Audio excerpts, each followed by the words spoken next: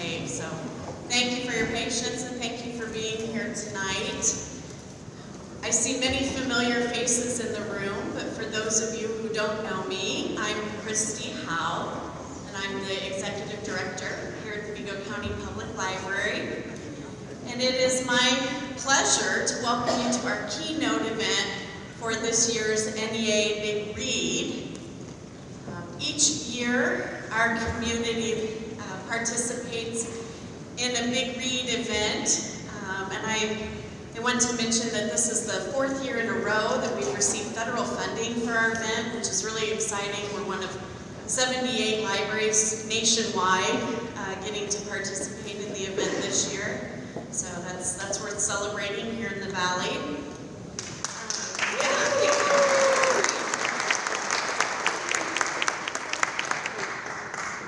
Throughout the next month, there will be myriad activities taking place, both here in Terre Haute and throughout Vigo County, but also in the surrounding communities.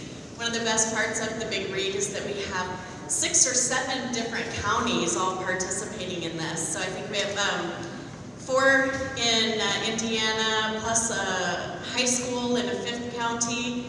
And then we have 2 counties across the state line in Illinois participating as well. So it's wonderful to get the entire Wabash Valley participating in cultural events like this, reading classic literature, but also then participating in conversation and discussion. I think my favorite part of the Big Read is all of the different discussion that kind of is created around the different themes and the books that we read together. So, this year we get to study a classic piece of literature, but we also get to think about how things like small towns and gender roles and the stigma and silence around addiction still exist throughout our communities today. So it's ever relevant, this work.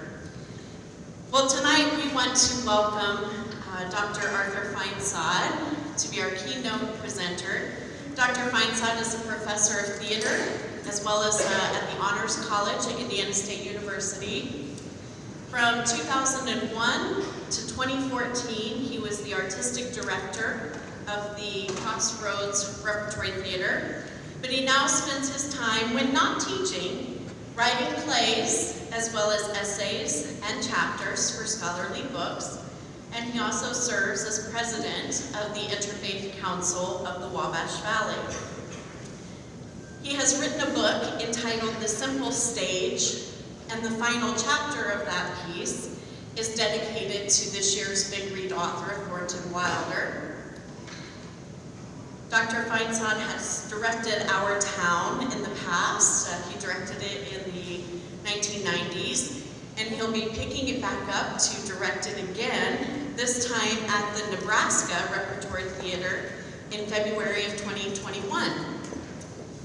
So in addition to tonight's presentation, Dr. Feinsod will cap off this year's Big Read in early April with a lecture and demonstration on Wilder's early one-act plays, which will include his directing of Wilder's short play that foreshadows Our Town, and that one's entitled The Happy Journey. So at this point, I would like for you all to join me in welcoming Dr. Feinsod to the stage.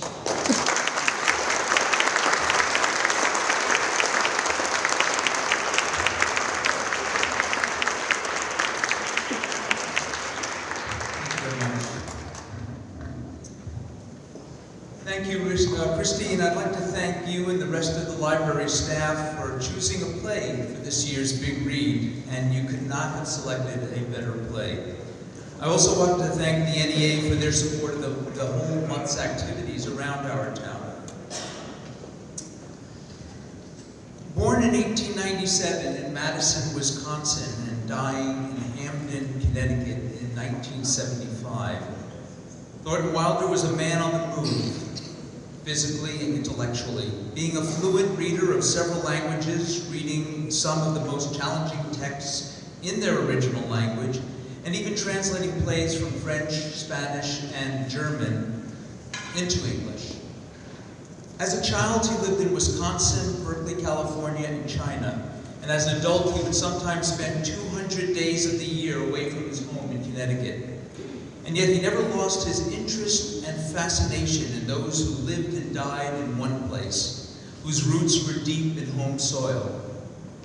Therefore, it is no surprise that his most famous play is about a town in New Hampshire whose residents stayed close to their hometown fires. But even in our town, he encourages us to travel imaginatively, far in time and space. Wilder is certainly one of America's greatest writers, and our town is certainly his masterpiece, at least among his plays.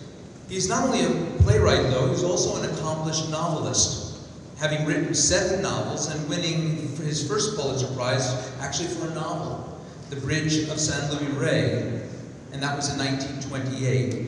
But Wilder considered himself a playwright first, borne out by his having won 2 Pulitzer Prizes for plays, one for Our Town in 1938, and the other for Skin of Our Teeth in 1943, thus making him the only writer to win the Pulitzer Prize in 2 different writing mediums.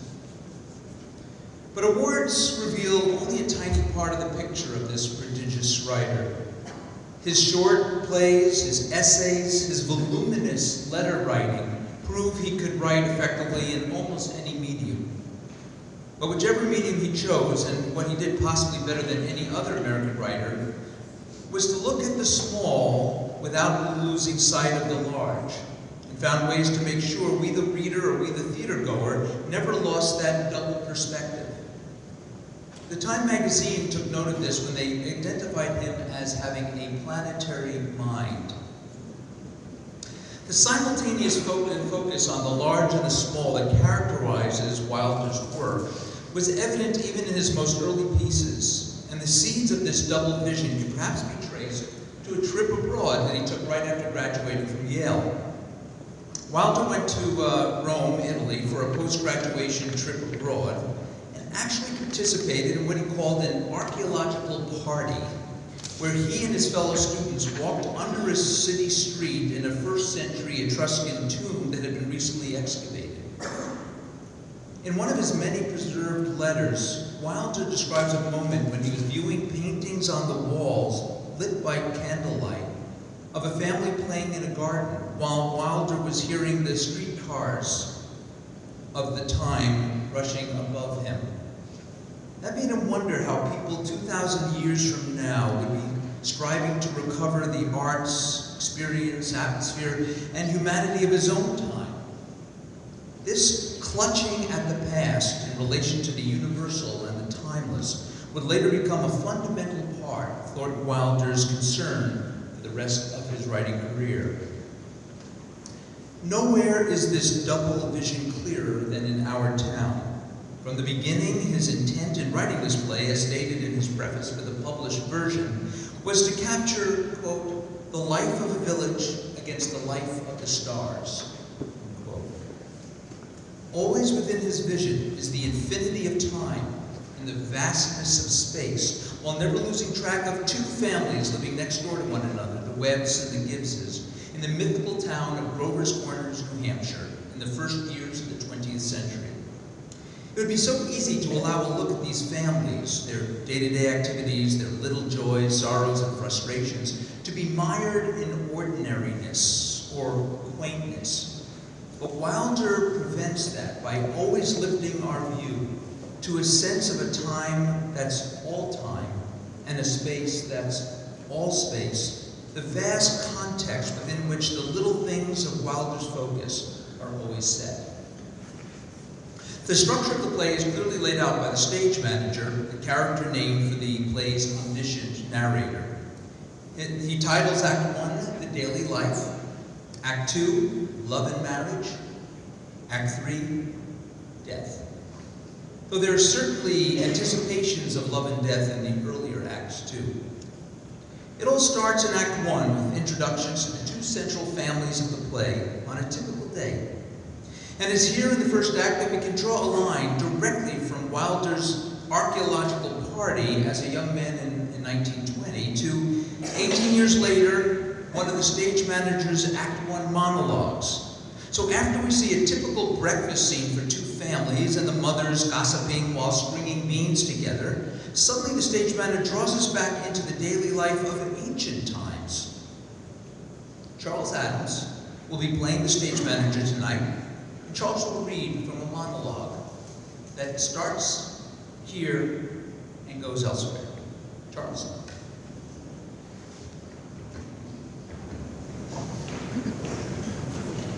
I think this is a good time to tell you the Cartwright interests have just begun building a new bank in Rover's Corners. They had to go to Vermont for the market. Sorry to say. You know, Babylon once had 2 million people in it. And all we know about them is what we can get from the names of the kings, and some copies of wheat contracts, and sale of slaves. Yet, every night, all those families, they sat down for supper. The father, he came home, smoke went up the chimney, same as he. And even in Greece and Rome, all we know about the real life of the people is what we can piece together from the joking poems and comedies they wrote for the theater back then. So I'll have a copy of this play put in the cornerstone, so people, 1,000 years from now, they'll know a few simple facts about us, more than the Treaty of Versailles, the Limburg flight. You see what I mean? So people, 1,000 years from now, this is the way we were. This is the way we were in the provinces north of New York at the beginning of the 20th century. This is the way we were. Our growing up, our marrying, our living, and our dying.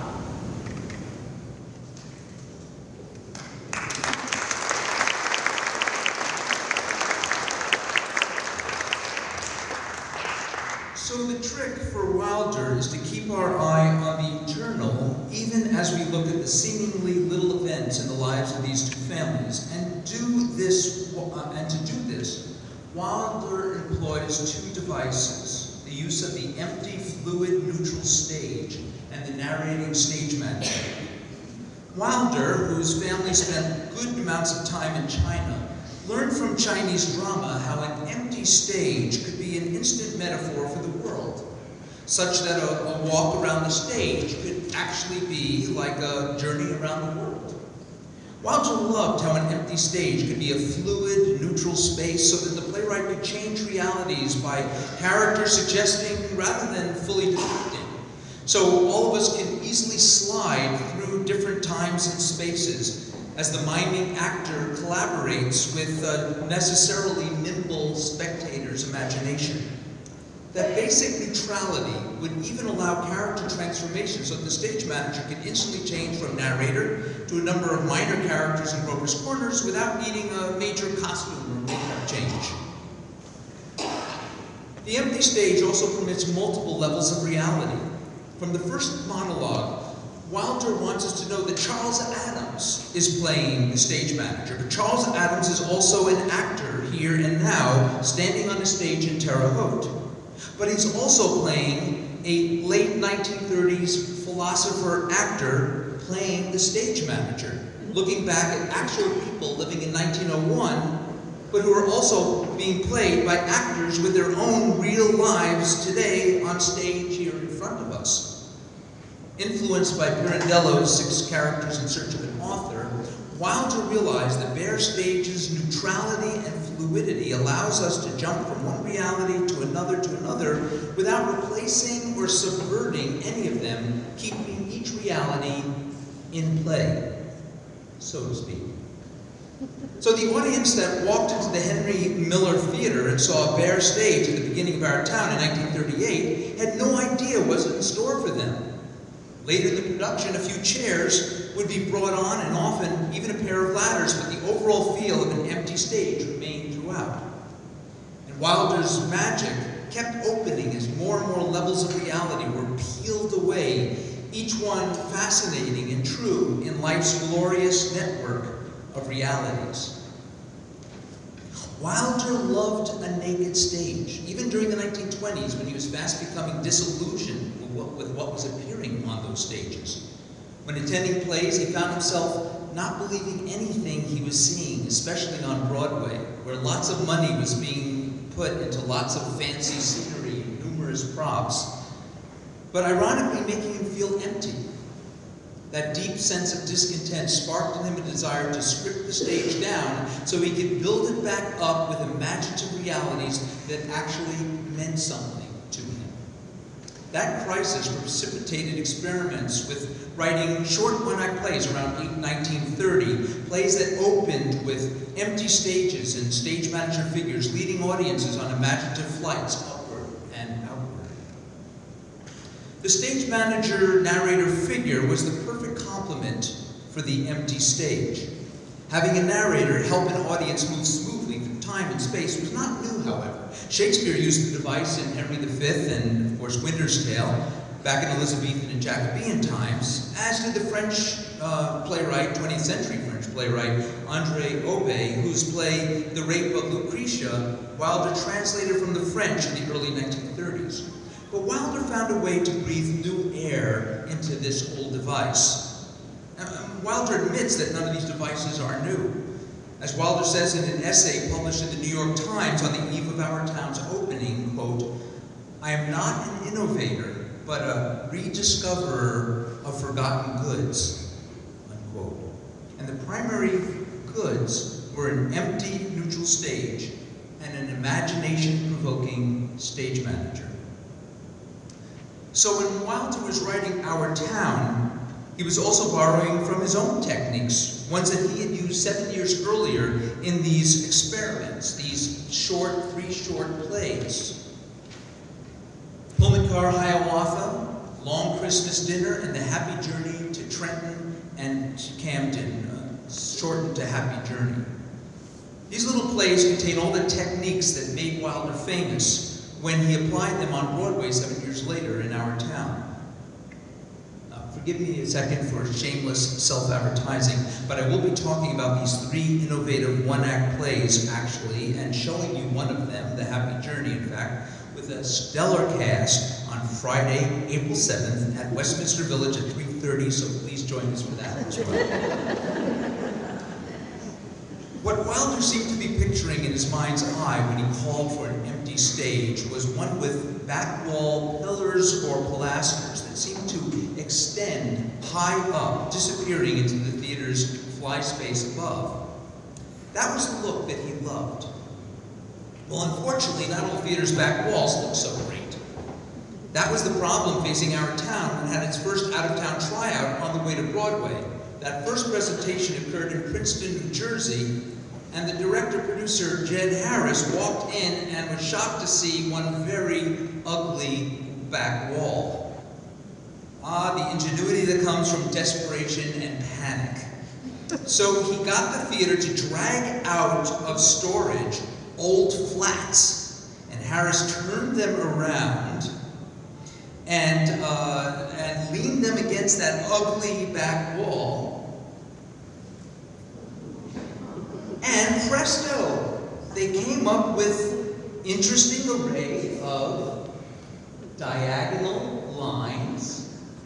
Yeah, these are toggle bars. Those of you who know theater know these are called toggle bars. When we build flats, we use a lot of toggle bars. Anyway, you see the toggle bars and this array of diagonal and vertical lines and repetitive geometric shapes that managed to do what actually Wilder wanted: present the stage as an abstract space rather than a literal one, and in this case, creating the feel of a Mondrian painting.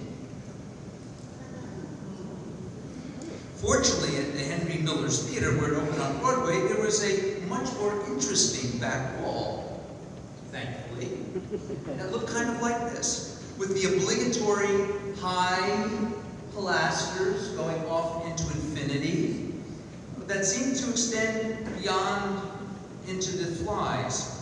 But what also happened was this intriguing display of radiators.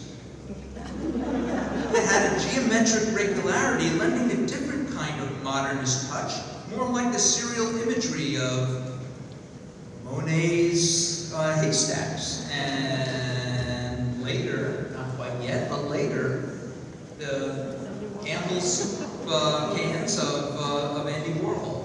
Interestingly, when Paul Newman played the stage manager and Maggie Lacy played Emily Webb in the made-for television version of Our Town in 2003, the theater, they actually put the radiators in because they wanted to get the feeling. If you look very, very carefully, you can't see, but you can see the radiators here. They actually put radiators in to quote the original Broadway production. Radiators that, of course, would never be used in 2003. Oops, sorry. But if you look at the radiators here, this is in the original production, and look what they did in the made-for-TV version. There you go. You got the radiators in the background. I want to now jump to the breathtaking scene that ends Act 1. We've seen a typical day unfold, and now we are at nighttime. High up on two tall ladders, George and Emily are upstairs doing their homework and calling out to each other through their open windows as they marvel at the moonlight and the stars. Here, Wilder anticipates how in the next act we will see them fall in love. We here will show you just the Gibbs house. So there is George, up high in a pool of light, and suddenly we see bratty Rebecca, George's younger sister, barging into his room so she too can look at the moon, while the stage manager looks on from below, reminding us not to forget that we are an audience in a theater. Once again, Charles Adams will play the stage manager, Tristan Crutchfield, George, and Morgan McClevick, his younger sister, Rebecca. Get out, Rebecca! There's only room for one at this window. Gosh, you always ruin everything. Well, let me look just a minute. Use your own window. I did, but there's no moon there. George, do you know what I think, do you? I think maybe the moon is getting nearer and nearer, and there will be a big explosion. Rebecca, you don't know anything. If the moon was getting nearer, well, the guys who sit up all night with telescopes, they'd see it first. And they'd publish it in all the newspapers. George, is the moon shining on South America, Canada, and half the whole world? Well, probably is. 9:30. Most of the lights are out.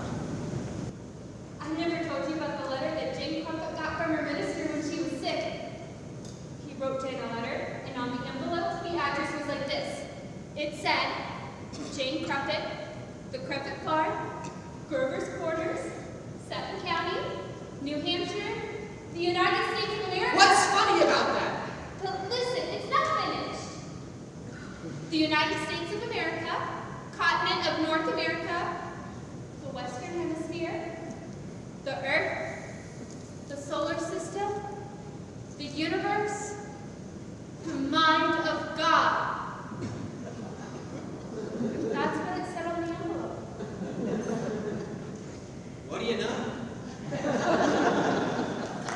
The postman brought it just the same. What do you know? That's the impact one, friends. You can smoke now. Smoke.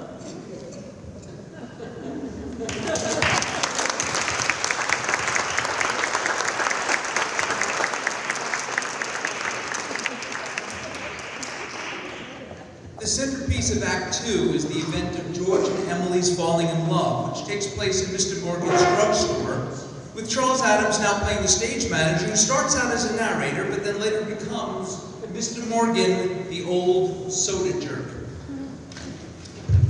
No offense, Charles. But before we show this scene, I'd like to say something about Wilder and love. It was a favorite subject of his. Wilder himself had many friends all over the world and was very close to his family, but he never married and seemed frightened about any kind of long-term partnership with males or females. Like the stage manager, Wilder was the perennial outsider towards all things romantic. But it didn't stop him from writing eloquently about love and showing remarkable insight in things he stayed away from himself. My own first acquaintance with Wilder's love theme came in high school when I read The Bridge of San Luis Rey. I had to prepare a talk for a speech class, and I chose to read the end of this novel, which at the time I thought was an entirely original choice. Only later did I find out that this final passage is read at more weddings and funerals than in almost any other passage in all non-biblical literature, even back in the day when I presented my little talk. So much for originality. But anyways, the novel is about 5 people killed while crossing a bridge in Peru. In the book, we find out about each of them, their loves, and those most affected by their deaths. This is how the novel ends. Even now, Doña Clara thought, almost no one remembers Esteban and Pepita but myself. Camilla alone remembers her Uncle Pio and her son. This woman, her mother. But soon we shall die, and all memory of those 5 will have left the earth, and we ourselves shall be loved for a while and forgotten. But the love will have been enough. All those impulses of love return to the love that made them. Even memory is not necessary for love. There's a land of the living and a land of the dead, and the bridge love, the only survival, the only meaning.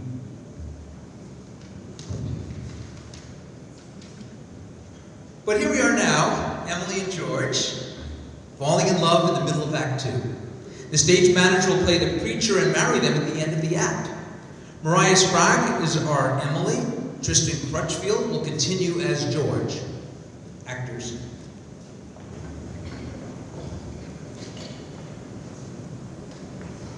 Thank you so very much, Mr. and Mrs. Webb. Now, I have to interrupt here again. You see, we want to know how all this began, this wedding, this plan to spend a lifetime together. I'm awfully interested in how things begin. You know how it is. 21, 22, you make some decisions and then whoosh! You're 70.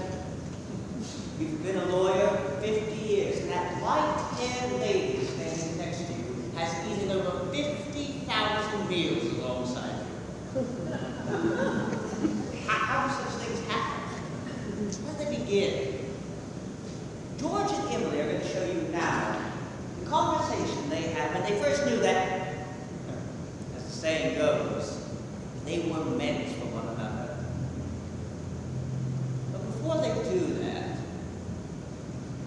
I want you to try and remember what it was like when you were very young.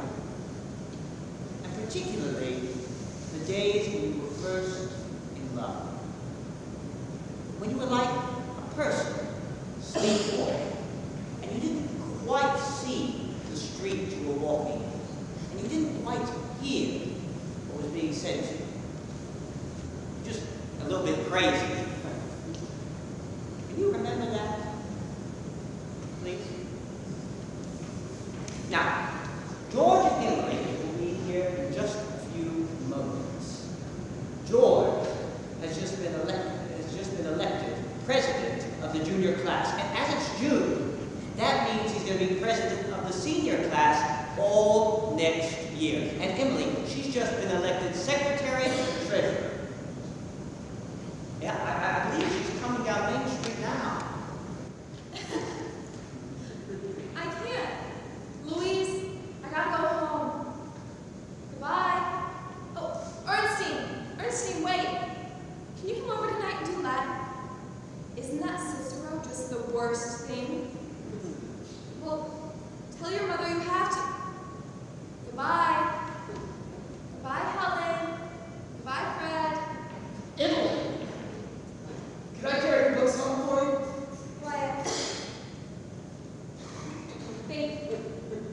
It isn't far. Oh, excuse me 1 minute, will you? Hey, say, Bob, if I'm a little late to practice, start anyway. Oh, and throw herbs along highways. Goodbye, Lizzie. Goodbye, Lizzie. I'm awfully glad we were elected too, Emily. Thank you. Emily, why are you mad at me? I'm not mad at you. You've been treating me awfully funny lately. Well, since you asked me, I might as well come right out and say, George, goodbye, Miss Cochran. Goodbye, Miss Cochran. What is it? I don't like the whole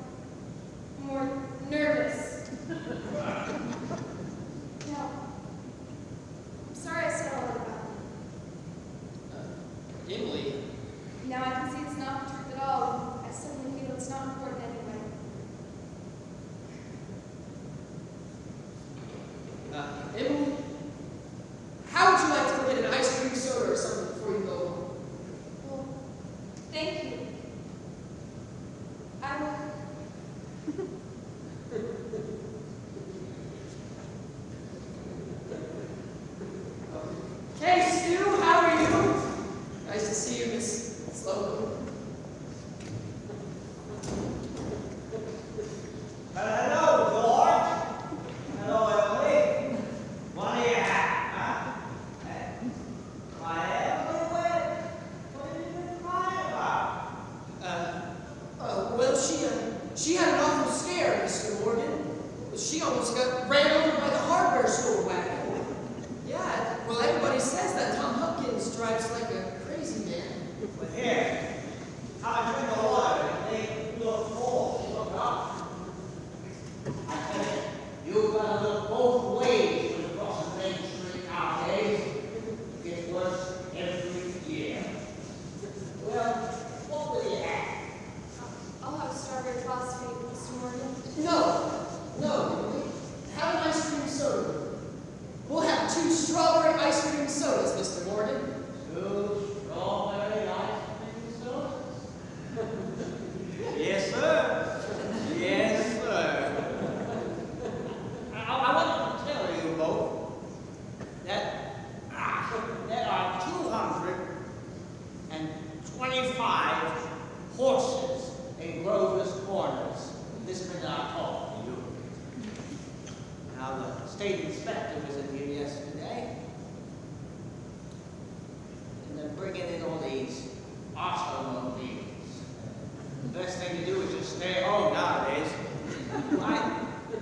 I remember a time when dogs could sit out in the middle of Main Street all day and nothing would come and disturb them.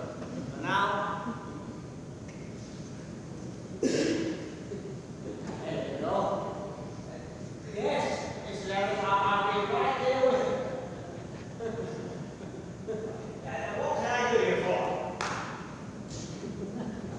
They're so expensive. No, Emily. Don't think like that. We're celebrating our election. And, well, do you know what else I'm celebrating?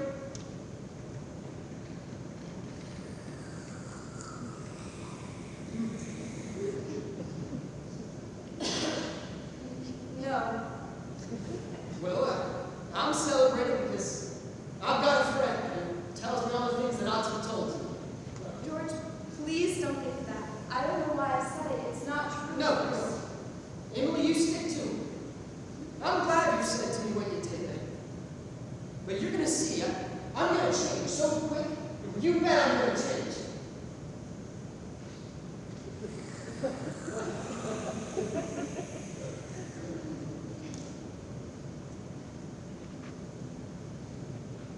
And Emily, I wanted to ask you a favor. What? Well, Emily, when I go away to State Agricultural College next year, will you write me a letter every once in a while? I certainly will. I certainly will, George.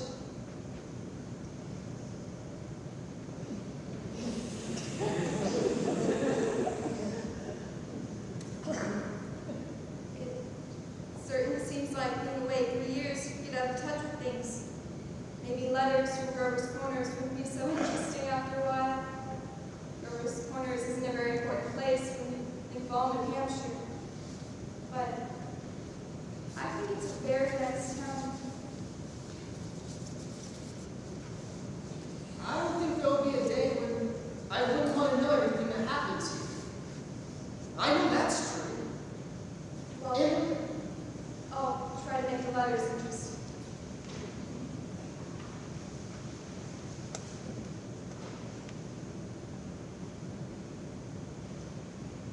you know, whenever I meet a farmer, I always ask him if he thinks it's important to go off to agricultural college to be a good farmer. George, I don't... Yeah, and you know what they say? It's even a waste of time. You can get all that information in the pamphlet the government sends out every year. And, well, Uncle Luke's getting older. He's about ready for me to take over the farm tomorrow if I could. My. And, well, like you said, being gone all the time, well, other places, meeting other people. Gosh, if anything like that can happen, I don't think I want to go away. I guess new people aren't any better than old ones. I bet they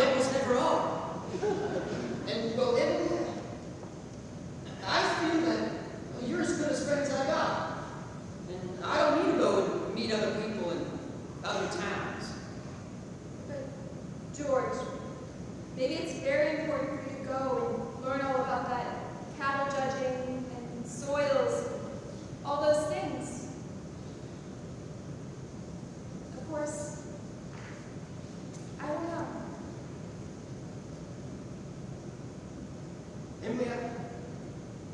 Emily, I'm going to make up my mind right now. I'm not going to go. I'm going to tell Paul about that tonight. George, I can see why you have to decide right now. It's a whole year away. No, Emily, I'm glad that you spoke to me about that. That fault in my character.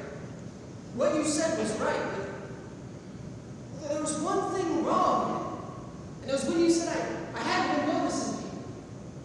Well, like you. Like how you've been noticing me do everything. Well, I've been doing the same about you. In fact, you're one of the chief people I always thought about. I always made sure where you were on the bleachers and, well, who you were sitting with.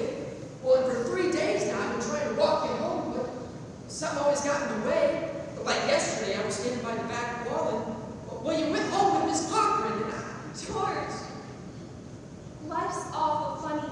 How could I have known all that? Why, I thought you didn't even... Listen, Emily, I'm going to tell you why I'm not going to go to agricultural college next year. I think that once you're fond of someone is also fond of you, and well, they're likely enough to be interested in your character. Well, I think that's as important as college is, and well, even more so. That's what I think. I think it's awful important, too. Emily? Yes, George? Emily, if I do improve, and I make a big change, would you be, could you be? I am now. And I always have been.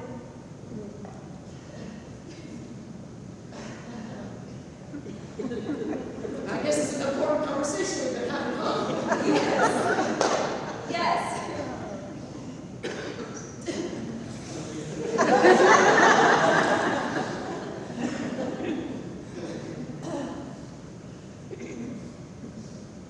Well, if you wait just a minute, I'll walk you home.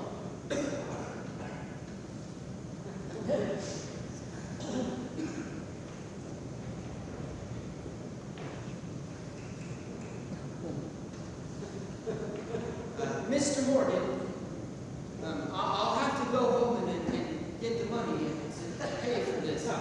George, did you order those? Yes, I did, but, well, Mr. Morgan, I had reasons.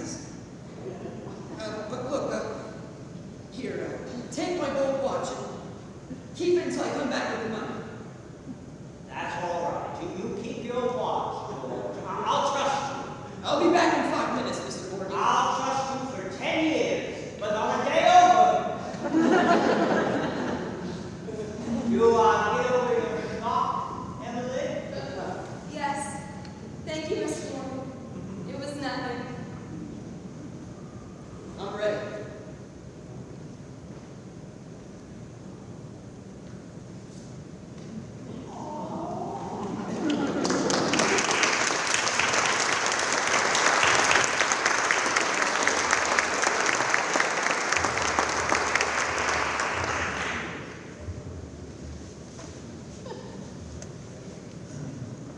Act 3 takes place in a graveyard and is about death. This is how it looked in the original production, with the repetition of umbrellas of the living and the regular arrangement of chairs facing out of the dead. Abstracted but profoundly moving in its simplicity. We meet some of the same characters we got to know in Acts 1 and 2, some still living, some now dead. And we notice that a funeral is about to happen. And it's raining, a sad rain, suggested by the repetition of formerly black umbrellas. Now, Wilder was not formally religious, but he believed deeply in the spirit and the soul.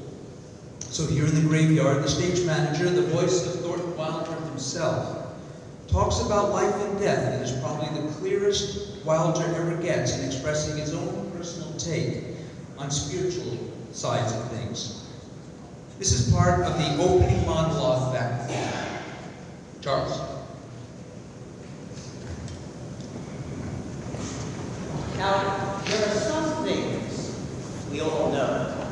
We don't take them out and look at them very often.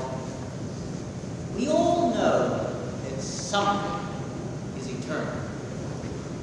And it's not names, and it ain't houses, and it ain't the earth, and it ain't even stars, but everybody knows in their bones that there's something that is eternal. I mean, all the greatest people who have ever lived have been telling us that for 5,000 years. And you'd be surprised how many people are always forgetting, letting that go.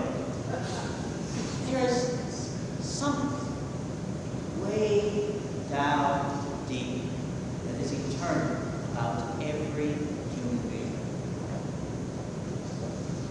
You know, the dead don't stay interested in us living people for very long. But gradually they let go of all of the earth and their ambitions, all the pleasures they had, and the things they suffered, the people that they loved. They get weaned away. That's how I like to put it. They get weaned away from the earth.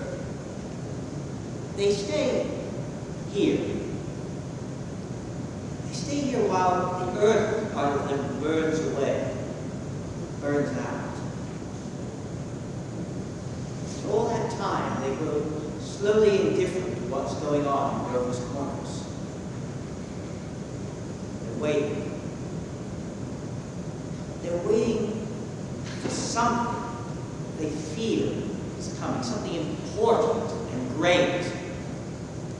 Aren't they waiting for the eternal partner to come out clear? Some of the things that they're going to say, maybe it'll hurt your feelings, but that's the way it is. Mother and daughter, husband and wife, enemy and enemy, money and lies. I mean, all these terribly important things kind of grow pale around here. What's left? Your memory's gone and your identity is suspended.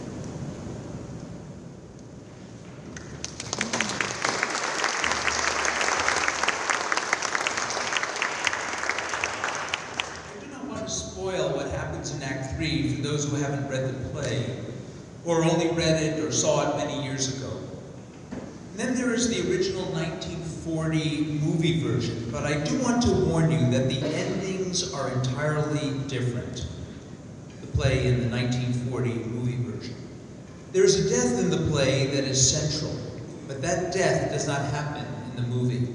The real surprise for me is that Thornton Wilder agreed to this change with the rationale captured in Wilder's letter to the movie's producer, Saul Lesser, that is now part of the historical record.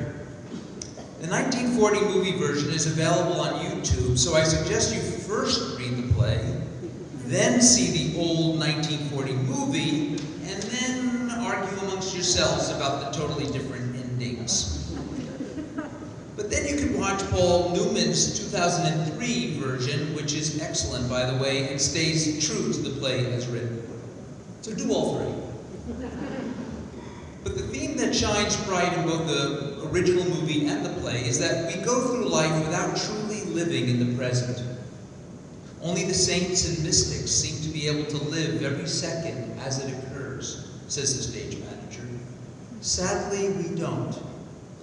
One interpretation is the modernist idea, articulated one way or another by French philosopher Henri Bergson and by Italian playwright Luigi Pirandello and by American writer Richard Stein, though each from their own slightly different philosophical angles, that the present, by its very nature, does not exist. This is a modernist twist of a very old idea that the Greek philosopher Heraclitus wrote. He said, "You can't put your foot in the river twice." In other words, time is in a constant state of change, and as soon as we try to hold the present, It flows through our fingers and it is already the past. But the idea that living in the moment is an impossibility is a bit too pessimistic for Thornton Wilder, and I think conflicts with the very spirit of the play. Instead, I think Wilder seems to feel we can do better at appreciating the moment, appreciating our lives while we are living it. We can do better at really looking at each other, listening to each other, appreciating the now. We're too busy looking ahead or looking back or just plain being too busy. And this is the great theme, one that can actually change us toward being more present in the moment for ourselves and for each other. Our town ends so simply, so poetically, with a gaze at the town in relation to the infinite. And I've asked Charles to come and read that for us, the very ending of our town. If everybody's asleep in the Grover's Corners, there are a few lights on. Shorty Hawkins down at the depot is just watching the Albany train go by. And at the livery stable, someone staying late, talking. Yes, it's clearing up. There are the stars doing their old crisscrossing skies. The scholars, they haven't settled the matter yet, but they seem to think that there are no living beings up there. Just chalk. Fire. Only there's this one that is straining away all the time to make something of itself. And the strain's so great that every 16 hours, everybody needs to lie down and rest.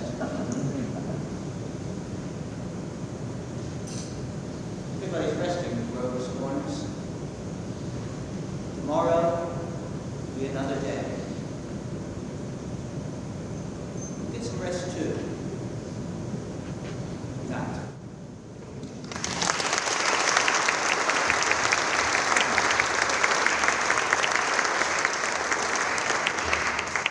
So I leave you now where Wilder leaves you at the end of our town, looking down at a little town at the beginning of a new century, and at the same time lifting us to a silent vastness where we human beings do not belong, among stars of chalk or fire. Wilder ends his play with an expanded version of the double view, of humble activities of everyday people while elevating and dignifying the human soul itself. In so doing, Wilder reminds us of the final significance of each individual and the precious, brief candle that is our lives.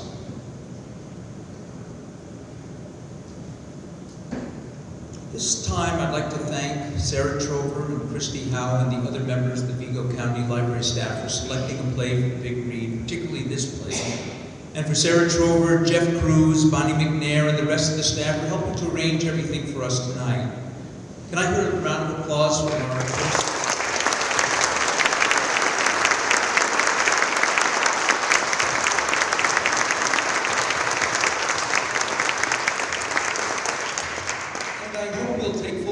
Of this opportunity and snag your free copy of Our Town. They're back there.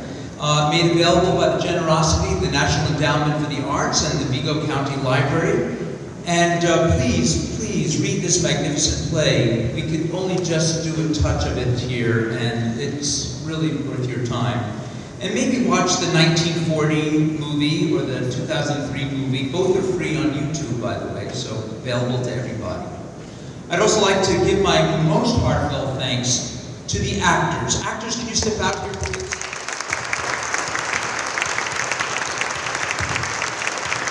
Charles Adams, Tristan Crutchfield, Mariah Sprague, and Morgan McCloud.